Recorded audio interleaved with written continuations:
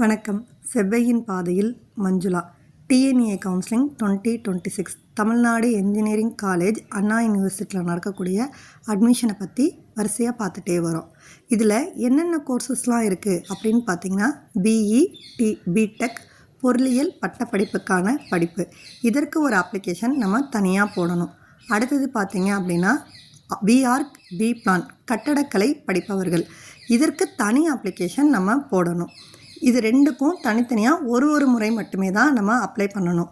நீங்கள் வேறு ஐடியிலேருந்தோ வேறு ஃபோன் நம்பர்லேருந்தோ கூட நீங்கள் அப்ளை பண்ணினீங்கனாலும் உங்களுடைய ஆதார் கார்டு நம்பரையும் சர்டிஃபிகேட் 10th மார்க் ஸ்டேட்மெண்ட் உங்களோட நம்பரையும் வச்சு வெரிஃபை பண்ணி உங்களுக்கு ரிஜெக்ட் ஆகக்கூடிய வாய்ப்புகள் இருக்குது.